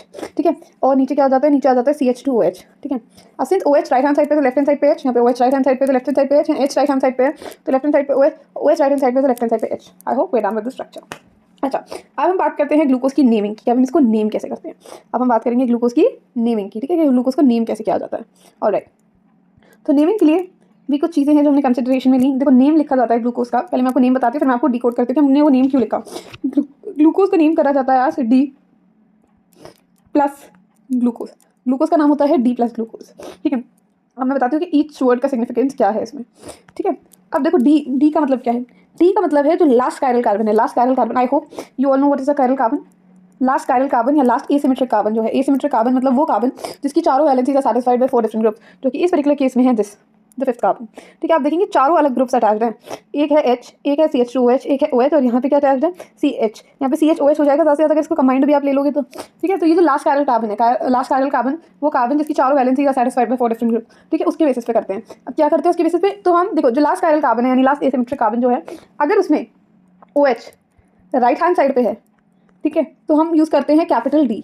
ठीक है, और अगर OH लास्ट एसिमेट्रिक कार्बन पे OH लेफ्ट हैंड साइड पे है, किस पे है, लेफ्ट हैंड साइड पे है, तो हम क्या यूज़ करते हैं L, capital L, capital L। याद रखना capital D capital L will not tell you about the optical activity of the compound, but instead कि जो लास्ट कायरल कार्बन है, मैं इसको बहुत सिंपली एक्सप्लेन कर रही हूँ। ठीक है, कि जो लास्ट कायरल कार्बन है उसमें जो OH है वो राइट हैंड साइड में प्रेजेंट है या लेफ्ट हैंड साइड में प्रेजेंट है। तो अगर लास्ट एसिमेट्रिक कार्बन पे जो लास्ट एसिमेट्रिक कार्बन है उस पे, अब ये लास्ट एसिमेट्रिक कार्बन है, बोलिए लास्ट एसिमेट्रिक है, ये लास्ट एसिमेट्रिक थोड़ी है यार। यहाँ देखो ये C है, यहाँ पे कार्बन के 2 बॉन्ड हाइड्रोजन के साथ बन रहे हैं, किसके साथ, 2 बॉन्ड हाइड्रोजन के साथ बन रहे हैं, एक बॉन्ड OH के साथ बन रहा है, और लेट्स से यहाँ पे क्या हो जाएगा, यहाँ पे CHOH ही आ जाएगा। तो कायरल कार्बन क्या होती है, वो कार्बन जिसकी चारों valencies are satisfied by 4 different groups, पर यहाँ तो 2 वैलेंसीज तो सेम ग्रुप ही सैटिस्फाई कर रहा है। तो लास्ट एसिमेट्रिक कार्बन ये नहीं है, कार्बन नंबर 5 है। जो लास्ट एसिमेट्रिक कार्बन है उसमें देखो OH की positioning, now since in this particular case OH right hand side पे, OH is on, this is the right hand side, this is the left hand side. अब since OH is on the right hand side, हम use करते हैं capital D। OH अगर left hand side पे होता तो हम यूज करते हैं कैपिटल L, जो हम आगे जाके करेंगे। ठीक है, so which is why capital D। ठीक है, अब और शब्दों का सिग्निफिकेंस समझते हैं और टर्मिनोलॉजीज का एक्चुअली में सिग्निफिकेंस समझते हैं। ठीक है, अब ये प्लस साइन क्या इंडिकेट कर रहा है, ये प्लस क्या इंडिकेट कर रहा है, अब ध्यान रखिएगा please pay attention, small d या प्लस साइन, स्मॉल l या माइनस साइन, स्मॉल d या प्लस साइन, स्मॉल l या माइनस साइन, ये एक्चुअली में क्या इंडिकेट करते हैं, स्मॉल d या प्लस साइन, स्मॉल l या माइनस साइन, ये एक्चुअली में क्या इंडिकेट करते हैं, the optical activity of the compound. Small d says, small d या प्लस का साइन हमें इंडिकेट करता है the dextrorotatory nature, the dextrorotatory, I hope it's dextrorotatory nature, and small l या minus sign हमें indicate करता है the levorotatory nature of the compound, the levorotatory nature of the compound. Once again, plus हमें indicate करता है the dextrorotatory nature of the compound, whereas minus indicates the levorotatory nature of the compound.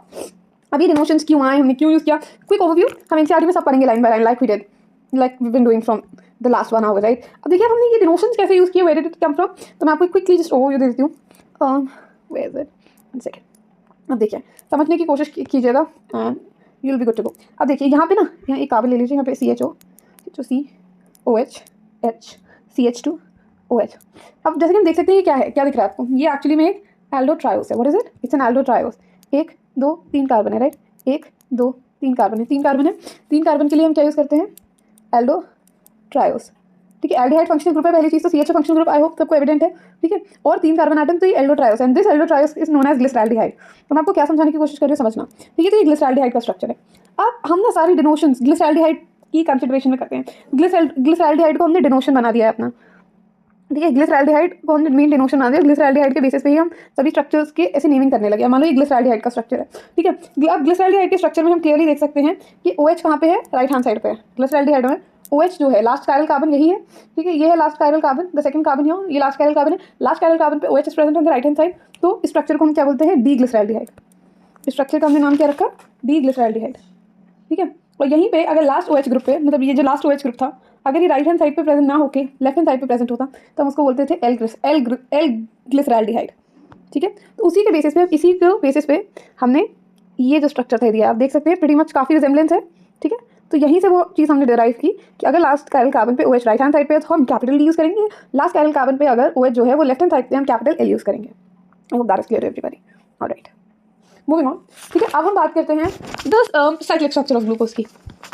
हमें पता चला कि glucose completely open chain structure है ही नहीं। ग्लूकोज का अभी जो हम स्ट्रक्चर पढ़ रहे थे वो थी open chain structure, right, but हमें पता चला कि यार ग्लूकोज कंप्लीटली ओपन चेन तो है ही नहीं।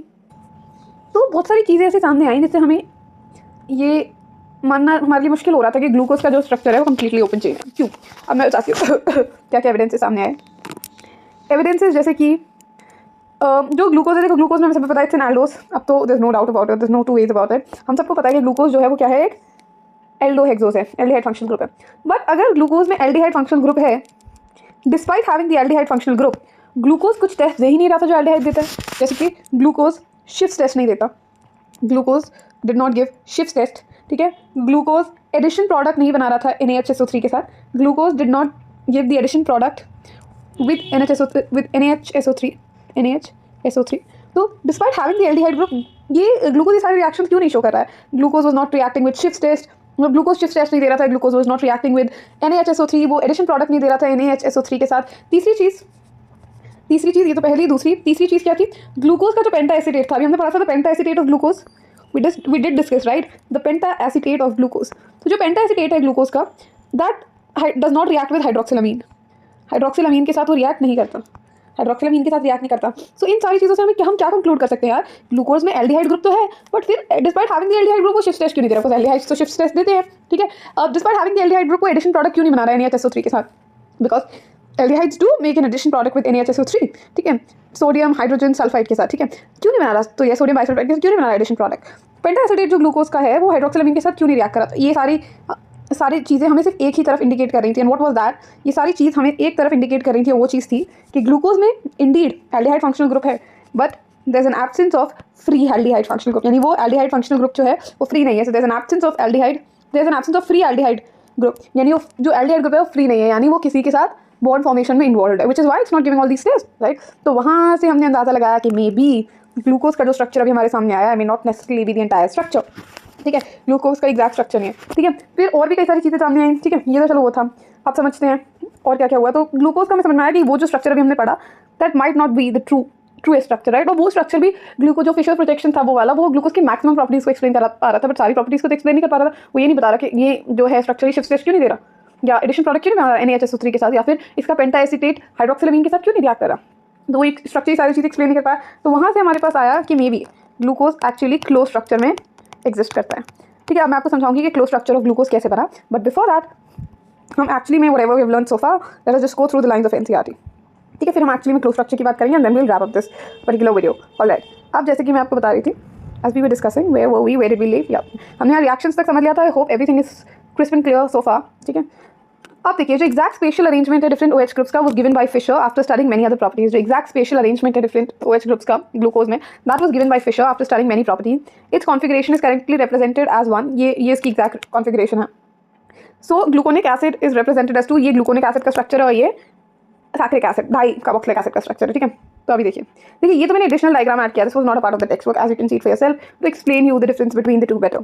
तो मैं थोड़ा सा प्री होमवर्क करके आती हूँ, सो दैट लास्ट मिनट पे हमें, so we not hunting for data, we not hunting for pictures to prove our statements, ठीक है। तो आई कम प्री प्रिपेयर, ठीक है। अब देखिए जैसे कि हम देख सकते हैं पहला वाला स्ट्रक्चर समझिए। तो हमने जैसे कि मैंने आपको बताया था, ये रहा CHO, ठीक है। फर्स्ट सेकंड थर्ड कार्बन हम आइडेंटिफाई कैसे करते हैं? थर्ड कार्बन पे ध्यान रखिएगा जो हाइड्रोजन है वो राइट हैंड साइड पे होगा, वरना बाकी सब केसेस में OH राइट हैंड साइड पे होता है, ठीक है। 3, 4, 5 और 6 पे क्या होता है? CH2OH, ठीक है। बाकी सब केसेस में उल्टा कर दो, इसमें OH राइट पे है तो H लेफ्ट पे हो जाएगा, OH राइट पे है तो H लेफ्ट पे हो जाएगा, H राइट पे है तो OH लेफ्ट पे हो जाएगा, और OH राइट पे है तो H लेफ्ट पे हो जाएगा। I hope that is clear. तो this is the structure of glucose. Second वाले ने क्या बोला? सेकंड वाला स्ट्रक्चर किसका है? ग्लूकोनिक एसिड का। ग्लूकोनिक एसिड में मैंने क्या बताया था?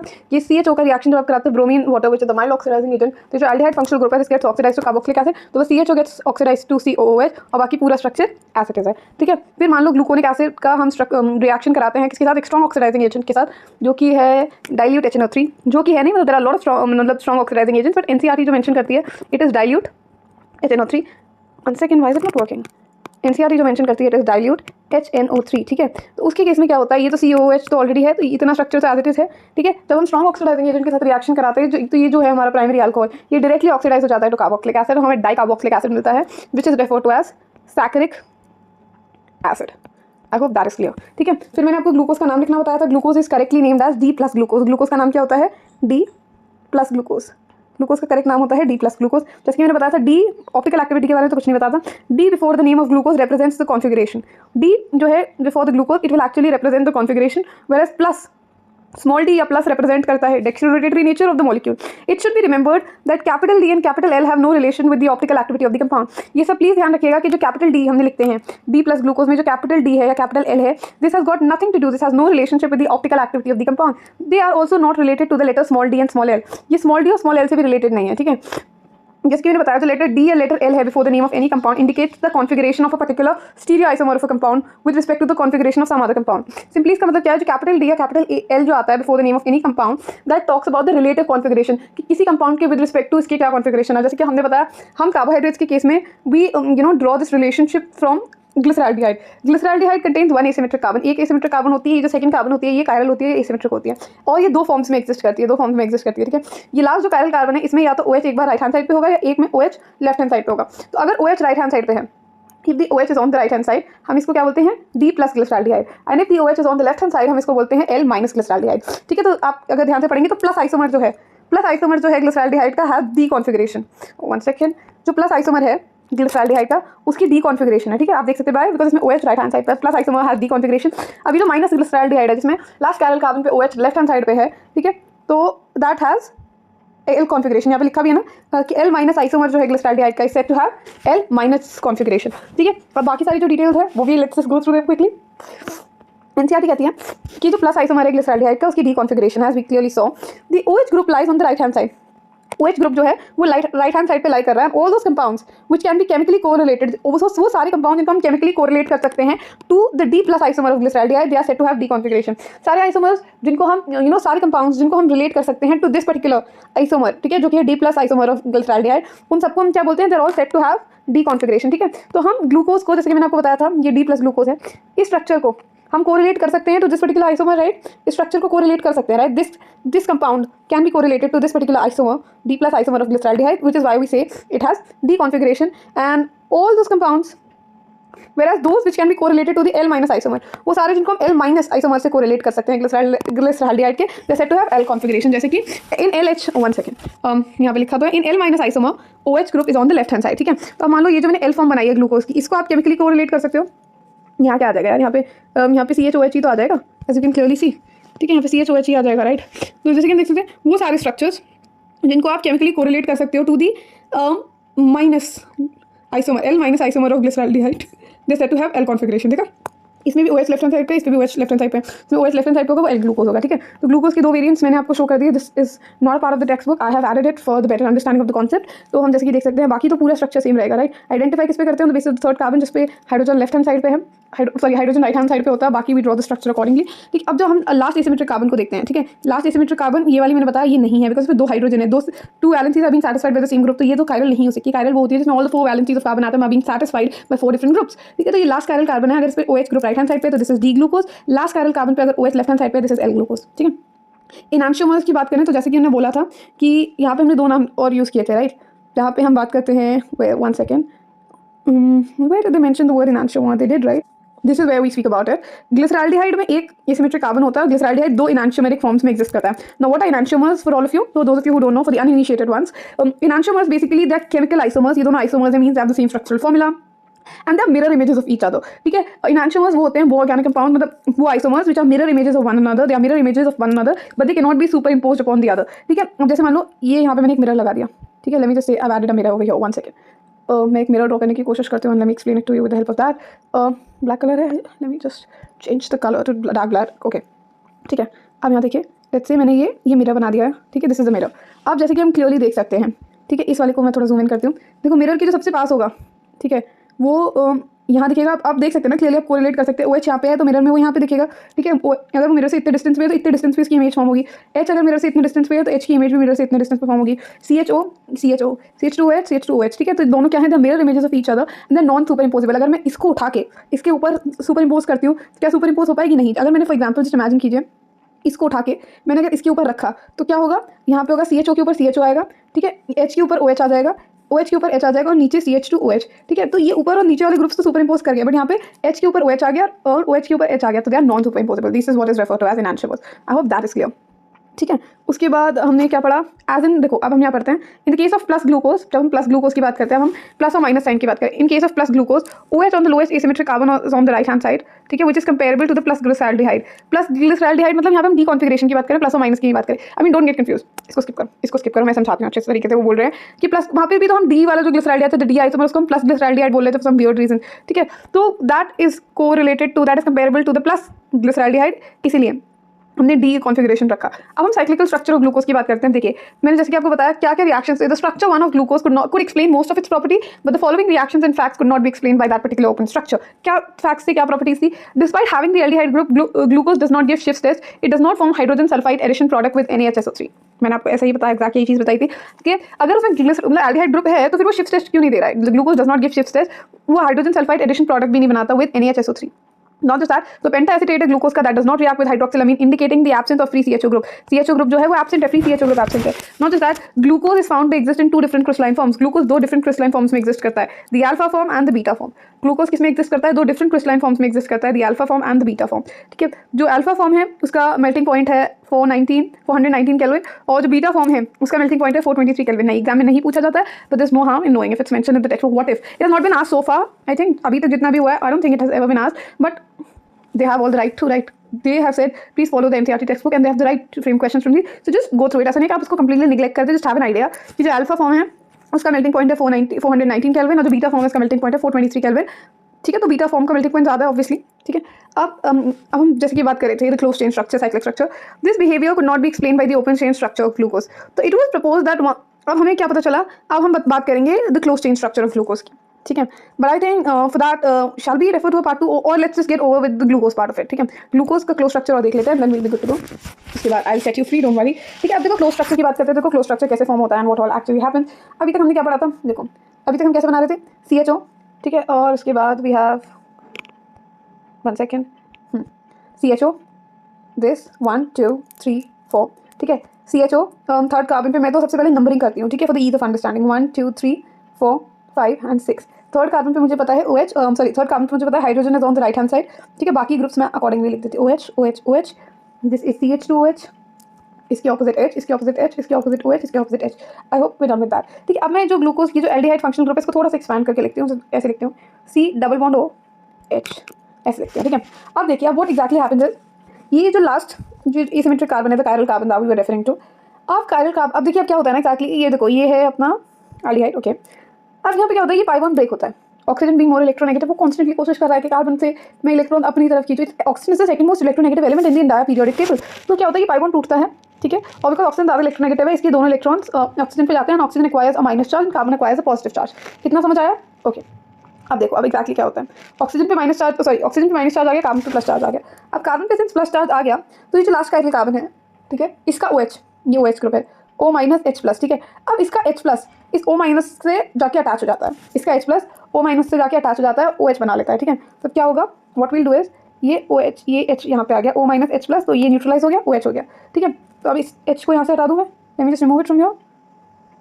ठीक है, तो अब यहाँ पे सिर्फ O बचा, राइट, सिर्फ O बचा. अब क्या हुआ, देखिए जैसे कि हम देख सकते हैं कार्बन के सिर्फ 3 बॉन्ड्स बन रहे हैं, 1 2 3, और कार्बन पे पॉजिटिव चार्ज है. Now what do we do, अब ये जो ऑक्सीजन है ये इस कार्बन के साथ ऐसे बॉन्ड बना लेता है. तो एज वी कैन क्लियरली से हमें यहाँ क्या दिख रहा है, फॉर्मेशन ऑफ ऑलमोस्ट एक क्लोज्ड, एक not completely closed ring, but एक ये देखो ऑलमोस्ट क्लोज्ड रिंग स्ट्रक्चर दिख रहा है ना. This is the actual structure of glucose. I hope you got it. कैसे हुआ, should I explain it once more? I definitely will. हमें पता है देखो कार्बन ऐसे डबल बॉन्ड बना रहा था ऑक्सीजन के साथ, oxygen being more electronegative bonds the electron density towards itself. ये पाई बॉन्ड टूटता है, पाई बॉन्ड के दोनों इलेक्ट्रॉन ऑक्सीजन पे आते हैं. ठीक है, तो ऑक्सीजन पे माइनस चार्ज आ गया, दोनों इलेक्ट्रॉन ऑक्सीजन पे आ गए, ऑक्सीजन में एक्वायर नेगेटिव चार्ज, कार्बन में एक्वायर पॉजिटिव चार्ज. ये जो लास्ट कायरल कार्बन है, ये जो इसका हाइड्रोजन है, हाइड्रोजन इस O माइनस से जाकर रिएक्ट कर लेगा. ठीक है, H प्लस की फॉर्म में निकल जाएगा, O माइनस के साथ बॉन्ड बना लेगा OH. ठीक है, और ये वाला बॉन्ड तो टूट जाएगा, सिर्फ एक ही बॉन्ड है. ठीक है, OH ये तो न्यूट्रलाइज हो गया. अब कार्बन पे अभी भी प्लस चार्ज है, और कार्बन के 3 बॉन्ड्स ही बने हुए हैं. तो ये जो लास्ट फिफ्थ कायरल कार्बन पे जो ऑक्सीजन है, ये कार्बन के साथ ऐसे almost close ring type of structure बना लेगा.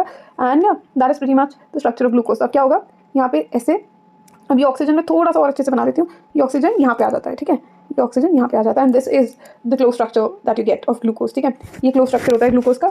अब देखो, अब जैसे कि मैंने बताया, अब क्लोज स्ट्रक्चर में भी हमारे पास 2 फॉर्म्स है. We have the alpha form and then we have the beta form.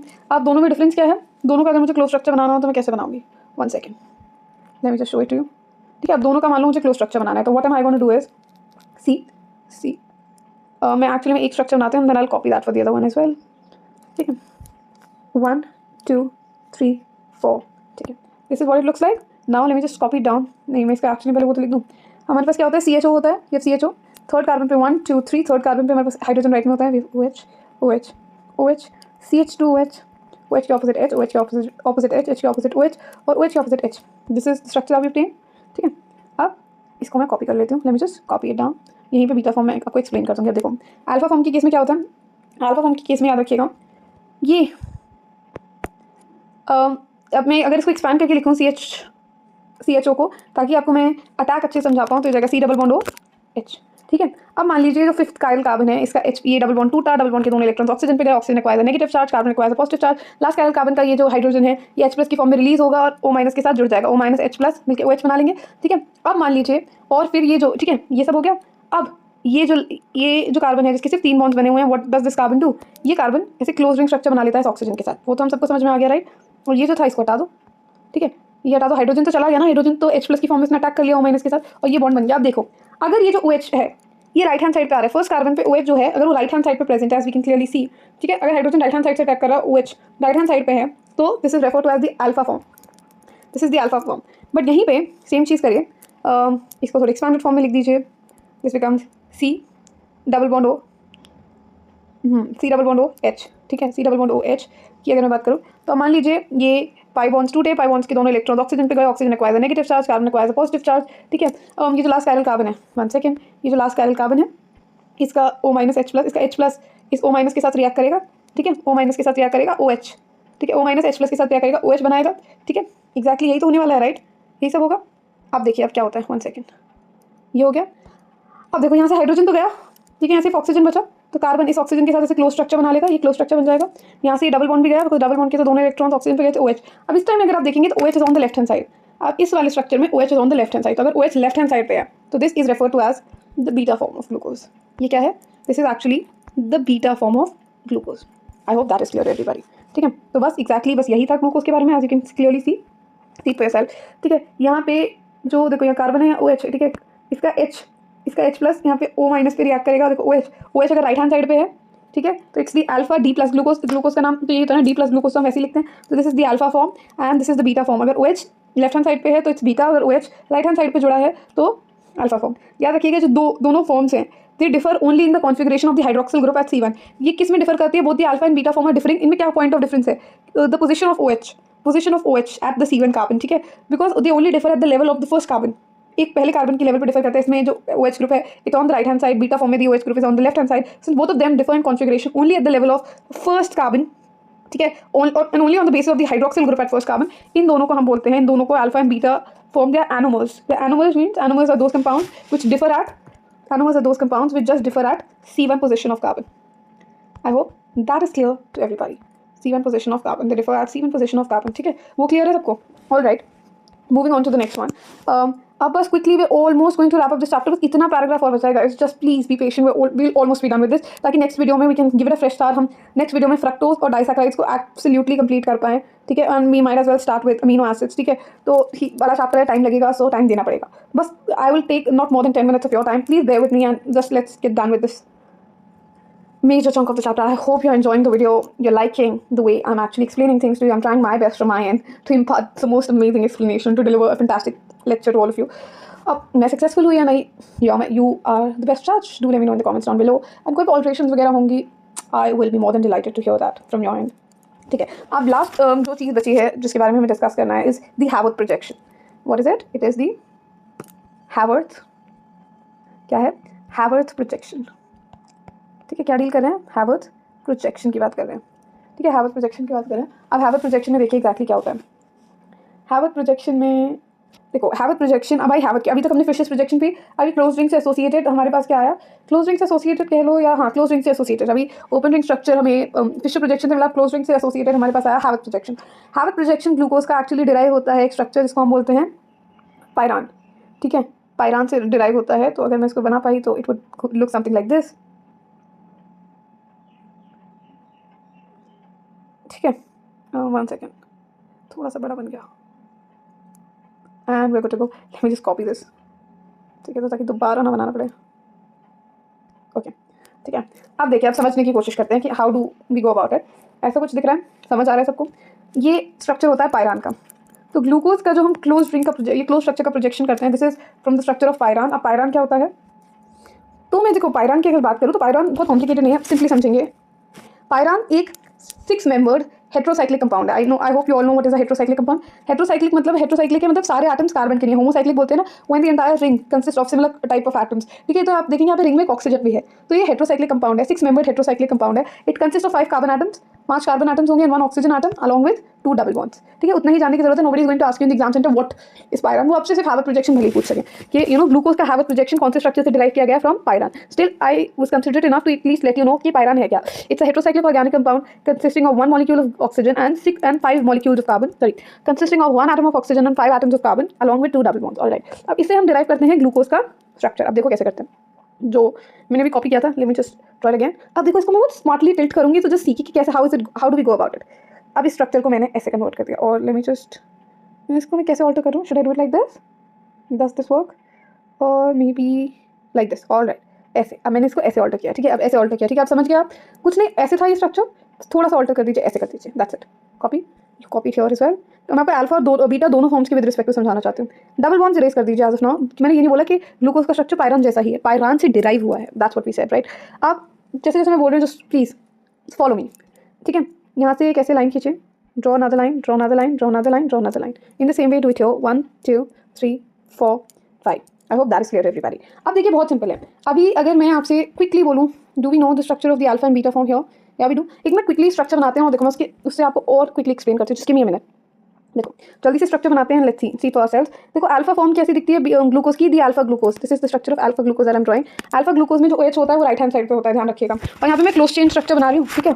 हम उससे आगे बढ़ चुके हैं काफी, ठीक है। तो क्लोज चेन स्ट्रक्चर कैसे दिखता है कि यहाँ पे OH is on the right hand side, OH यहाँ पे H होता है, ठीक है। उसके बाद तो रिमेनिंग स्ट्रक्चर तो वैसे ही है। थर्ड कार्बन पे hydrogen is on the right hand side, OH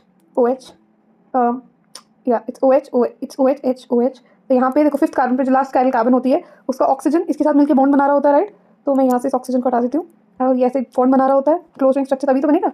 नीचे आ जाता है CH2OH, यहाँ पे आ जाता है H OH and H। This is what the structure pretty much looks like. Alpha glucose का स्ट्रक्चर ऐसा ही तो होता है गाइस। आई होप सबको समझ आ रहा है, everybody is able to make heads and tails out of it, ठीक है। कॉपी करो, पेस्ट करो, ठीक है। अब क्या कहते हैं, बस बीटा फॉर्म में क्या डिफरेंस आ जाता है, बीटा फॉर्म में बस पोजीशन चेंज हो जाती है।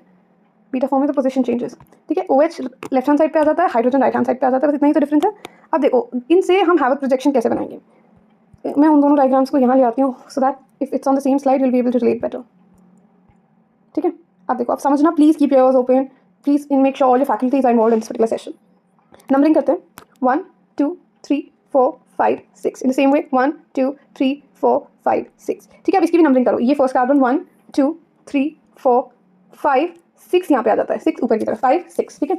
अब देखते हैं क्या होता है। देखिए अब ध्यान रखिए, जो भी यहाँ पे लेफ्ट हैंड साइड में है, लेफ्ट, ठीक है। जो भी लेफ्ट हैंड साइड में वो टॉप पे आएगा, और जो भी राइट हैंड साइड में है वो बॉटम में आएगा, ठीक है। यानी अल्फा फॉर्म में ही हम अल्फा फॉर्म का प्रोजेक्शन बना रहे हैं, this is the alpha form, और यहाँ पे हम ड्रॉ करेंगे the beta form of it, right. अब देखिए जो भी राइट हैंड साइड पे है, सॉरी जो भी लेफ्ट हैंड साइड पे वो टॉप पे आएगा। तो देखो पहले कार्बन पे हाइड्रोजन लेफ्ट हैंड साइड पे है, OH राइट हैंड साइड पे है, तो जो भी लेफ्ट हैंड साइड पे वो टॉप पे आएगा, जो राइट हैंड साइड पे है वो नीचे आएगा, HOH। सेकंड कार्बन की अगर हम बात करें तो सेकंड कार्बन पे H टॉप पे है, OH मतलब जो H है वो लेफ्ट हैंड साइड पे, तो जो भी लेफ्ट हैंड साइड पे वो टॉप पे आता है, HOH। थर्ड कार्बन पे OH लेफ्ट हैंड साइड पे है, तो OH और H नीचे आएगा। फोर्थ कार्बन पे hydrogen is on the left hand side, तो हाइड्रोजन लेफ्ट पे जो भी है वो टॉप पे आएगा, राइट हैंड साइड पे जो है वो नीचे आएगा।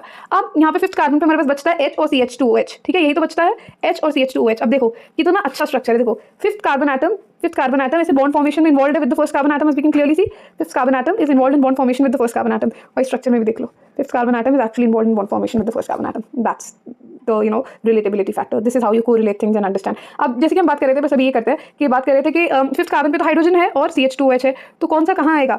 अब देखिए याद रखिएगा, बल्कि ग्रुप कभी भी नीचे नहीं आता, दिस इज अ बिग बल्कि ग्रुप, ये नीचे आना पसंद नहीं करेगा, तो ये हमेशा टॉप पे आएगा। Does not matter whether it's on the left hand side और राइट हैंड साइड, बल्कि ग्रुप हमेशा ऊपर आएगा, तो CH2OH ऊपर आएगा, ठीक है, और H नीचे आएगा। And this is how you draw the structure. I hope you understood it, ठीक है। अब एक बार मैं इसको बना के दिखाती हूँ, you understand it once again. देखो हमने देखो जैसे कि मैं बता रही हूँ, देखो फिफ्थ कार्बन, ठीक है, और first carbon they are bonded together, ठीक है। और ये देखो ये ऐसे बॉन्ड से देखो दे आर बॉन्डेड टुगेदर, इस स्ट्रक्चर में बॉन्डेड है, ये देखो ये सिमिलरिटी है। अब फर्स्ट कार्बन पे hydrogen is on the left hand side, ठीक है, जो भी लेफ्ट हैंड साइड पे वो ऊपर आएगा, और OH राइट हैंड साइड पे तो वो नीचे आएगा। सेकंड कार्बन पे hydrogen is on the left hand side, hydrogen ऊपर आएगा, OH नीचे आएगा। थर्ड कार्बन पे OH is on the left hand side, OH ऊपर आएगा, हाइड्रोजन नीचे आएगा। फोर्थ कार्बन पे H is on the left hand side, जो भी लेफ्ट हैंड साइड पे ऊपर आएगा, राइट हैंड साइड वाला नीचे आएगा। फिफ्थ कार्बन पे ये लेफ्ट पे 2 चॉइसेस, हाइड्रोजन एंड CH2OH। याद रखना this is a bulky group, this is a bulky group कभी भी नीचे नहीं आएगा, तो हमेशा ऊपर आएगा, दिस विल बी CH2OH और ये H, ठीक है।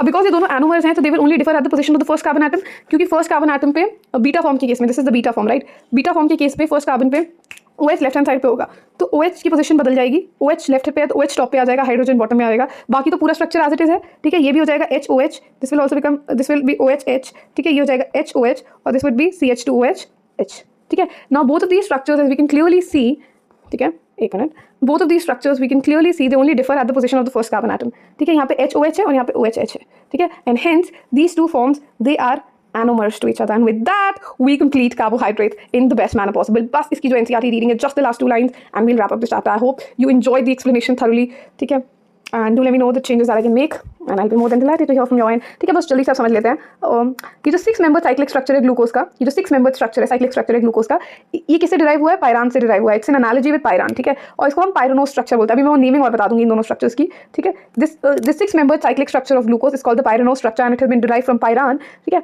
अब cyclical structure of glucose is more correctly represented by Haworth structure. तो cyclical structure, the half close chain structure जो है हम ग्लूकोज का, वो और अच्छे से रिप्रेजेंट करते हैं with the help of हैवर्थ structure, हैवर्थ projection, ठीक है। अब देखो, सिंस ये वाला जो अल्फा फॉर्म है, ये मैंने अल्फा फॉर्म डिपिक्ट की थी पीछे और ये थी बीटा फॉर्म, राइट।